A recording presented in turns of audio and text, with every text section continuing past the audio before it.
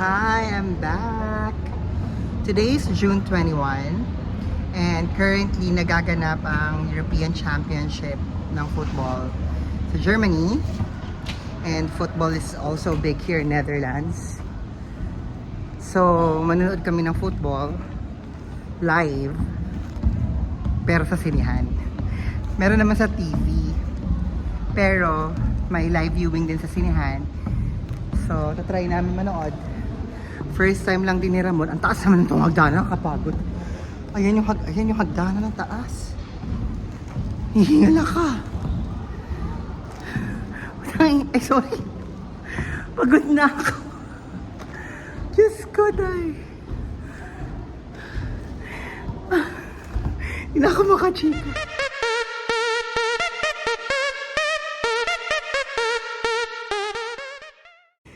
Yun yung hagdanan na inakyat ko. Diyos ko. Hindi ako prepared. Ano ba sinasabi ko? Napagod ako. So ngayon, ito na. Dito tayo sa loob ng sinihan. Ano tayong football. Naka-orange ako. With US t-shirt. Ayan. France versus Netherlands. France is the current European champion. Those are the Dutch people. I have my beer with me. Ako nag-cheer. So ako yung sumigaw ng malakas. Baka mamaya mag-cheer na rin itong mga to. 30 minutes na walay pa rin nakakascore. Gano'n ba? How long is this, KK? 45 minutes for the first one. Okay. O 33 minutes, 45 minutes daw. Start na ng second, do you call this second half, KK? Start na ng second half. Medyo inaantok na ako. Kasi pasado alas 10 na ng gabi. Wala pa rin nakascore.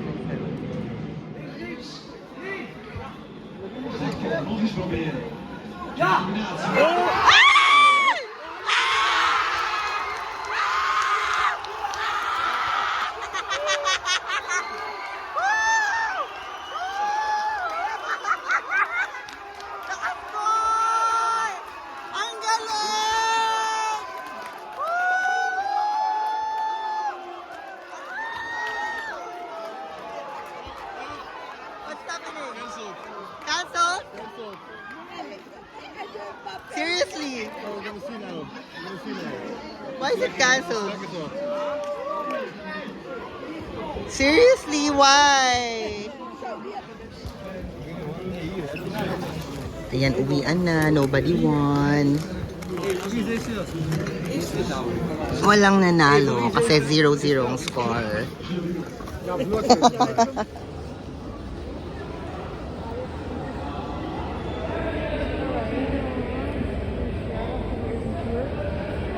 Saan si Tita? Where's Tita? Upstairs? Okay. Ayun, natapos na yung game nang walang nanalo between France and Netherlands. Netherlands could have won, ha? Kasi nakapag-goal sila. Yun nga lang, kinancel yung score. Ina-explain sa akin kanina bakit na-cancel yung score, pero hindi ko talaga mag-guess. Pero dapat nanalo sila. Ayun, uwi na kami. Ma-observe mo dito, ang daming naka-orange na shirt or something orange na suot nila. Ano talaga sila, football nation. Kung tayo, basketball and boxing. Sila dito, football talaga. Sakit ng lalamunan ko, napasigaw ako ng bongga nung nag-goal. Kaso na-cancel nga.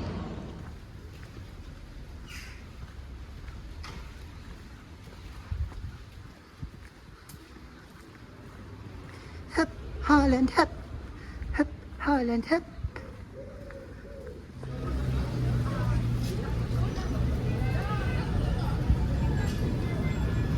Wow, IKEA. Oh, Wow, full of people. Oops. Punta naman kami sa Scheveningen ngayon. At today is Saturday. At punong-puno ng tram. Kaya nakatayo kami. Tayuan portion. Vlaggen is dat.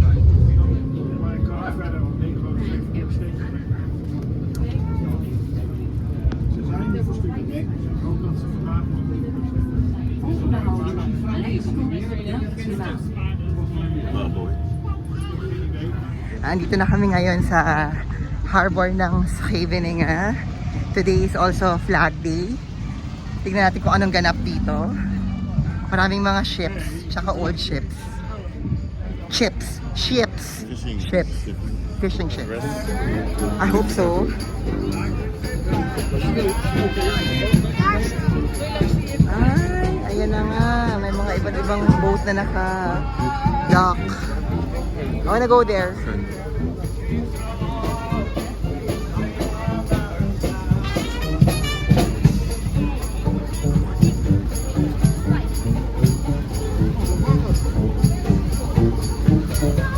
May panda. Ayan o. Ito yung... Can we go in?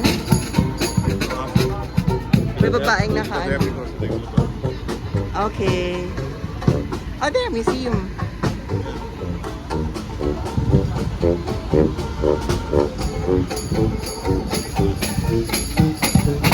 May babaeng naka-traditional clothes.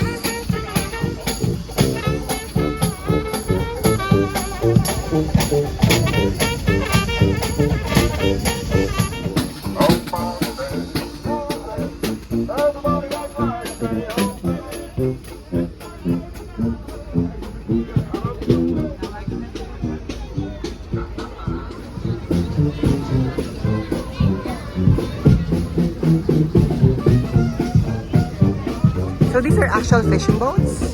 Yeah. I don't know if they still Work as a fishing boat, okay.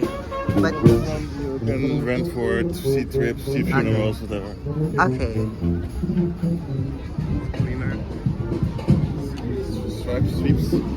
This is a net, Alis. no? Ah, really? What is yan? Ah, okay. People are taking photos of this car. Yes, you were filming. Yeah, I'm sorry.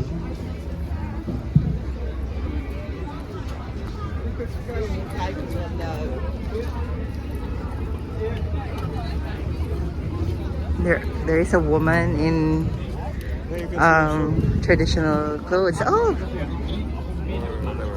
here nag-ano sila, nagni-knit. They're knitting. They're knitting. Ayan, hello. In their traditional clothes. Ang galing. Yan yung traditional clothes nila. But I'm making this stuff.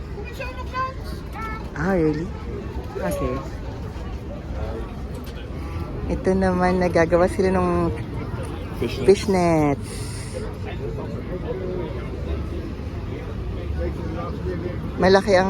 Malaki tsaka mahaba ang history ng fishing industry dito sa kanila. Ayan, may mga babae rin na nagtatahi ng fishnets.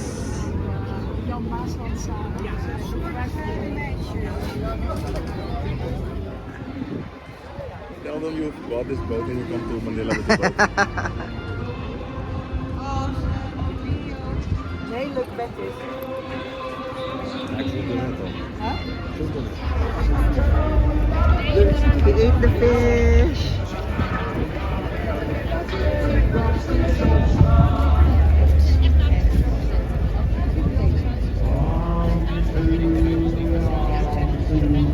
Tingnan nyo kung paano nila kinakain yung isda, ah.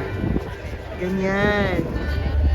Yan, that's the traditional way of eating the herring. Herring herring. You see somebody eat like this? Yeah.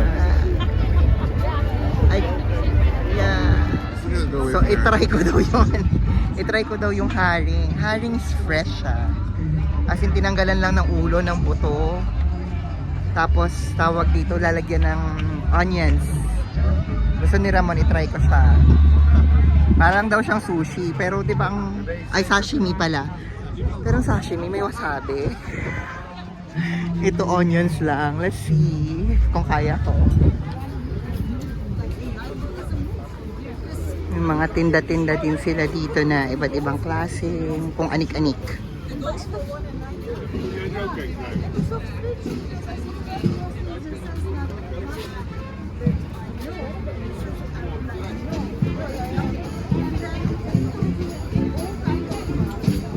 Made of special cups. All these items.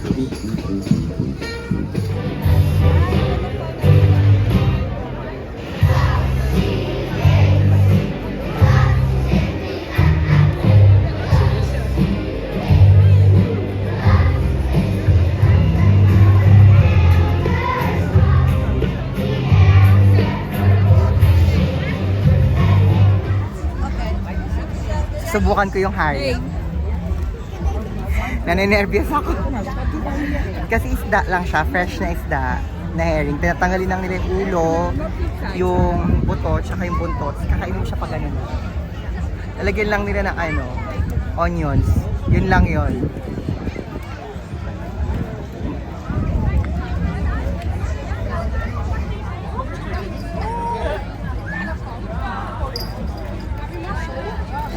Balansi meal.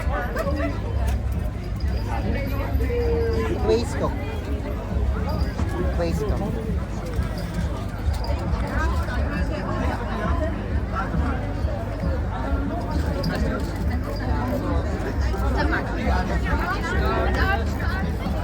Oh my God.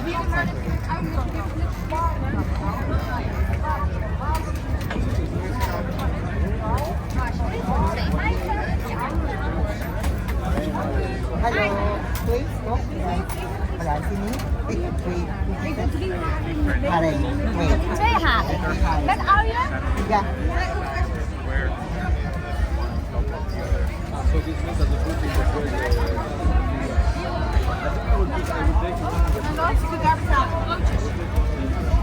Ja, geen maar. Ja. Even kijken. Met de Audi mee, hè? Nee, nee.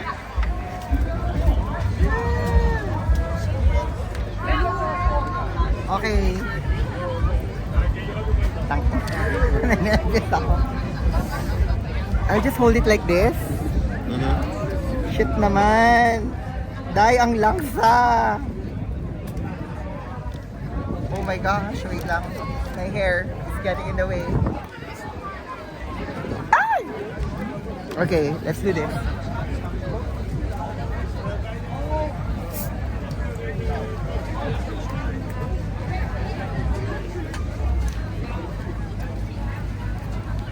Kailangan ko ng coke. Kailangan ko ng coke.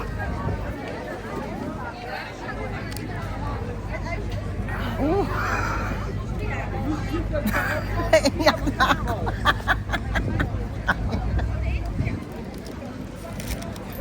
God. Malangsa siya, guys.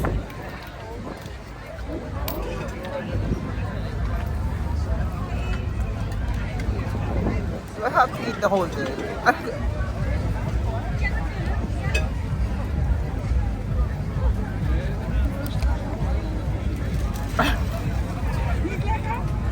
Ze houdt er niet zo van. Eerste keer. Eerste keer. Kan het indenken.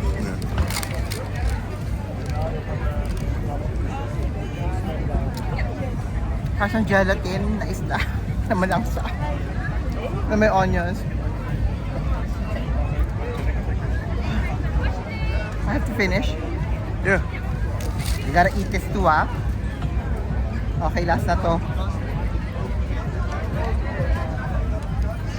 This part also. Till there. Grabe naman, Ramon. Look at all the other people. Not like any other people. Schrap? Schrap? Why are you crying? Is that Tama na, tear? enough na. Hindi ganun kasama yung lasa niya. Yung texture niya, Adobo? it's the texture that gets me. It's so slimy. Pero yung lasa niya itself, Mamoes. tastes like tinapa, smoked fish. Why so close naman? Itong isang to, first timer lang din pala. First time lang din niya. Wow, acting courageous. Oh, sarap, is it? I'll finish mine. Did you like it? Seriously?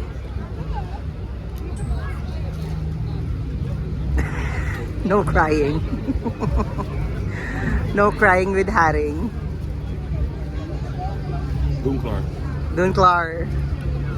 So nagawa ko na yung Haring. Gusto ko naman ng masarap talaga. Pero una inom muna ako ng beer. Kasi nalalasahan ko pa rin yung isda. Hindi siya parang sashimi. Or maybe the next time nakakainin ko siya, mas ma-enjoy ko. Pero maalat-alat siya ha, para siyang tinapa na ang dulas-dulas sa bibig. So it's a texture thing for me. So ngayon, inom akong beer. Tapos kakain ako ng masarap. Yeah. Bilang premyo sa sarili, kumakain kami ngayon ng kibiling. What fish is this? This real one is kabeljauw. What's that? Cod. English. Cod. Also It's a some fried. other white fish. Okay, codfish na fried. Kami inom ako ng beer. So yung ito today Flag Day, 'di ba? Story behind Flag Day is today. Kasi 'di ba yung mga fisherman dito sa Skibinga, they go out to the sea to fish. And they stay out there for months. Months ang binibilang nila bago bumalik. So today, normally daw is yung pagbalik ng mga fisherman. So sineselebrate yan. So pagbalik ng mga fisherman, lahat ng mga flags, designs and everything, they bring it out to welcome them and celebrate the day of them coming back with all the fish that they caught on the sea. So ang tawag nila doon, Flag Day. Sineselebrate yan every year. Galing nga. Also, yung madalas silang kinakatch na fish dito is haring. Yun yung kinain ko kanina. Upon arrival daw, ino-auction daw yung first barrel of haring. Last year, yung first barrel of haring, binili for 100,000 euros.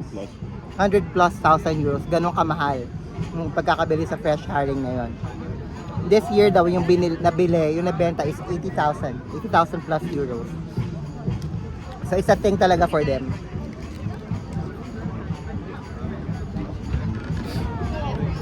Kakain pa kami na kung anik-anik.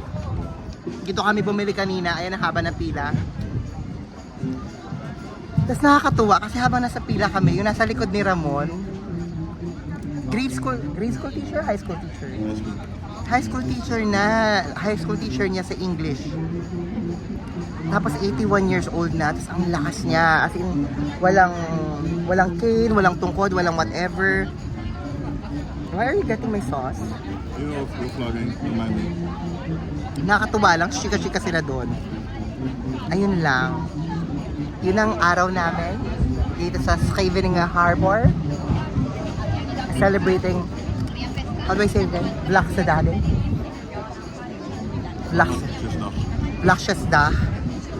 Vlaksdag, meaning Flag Day.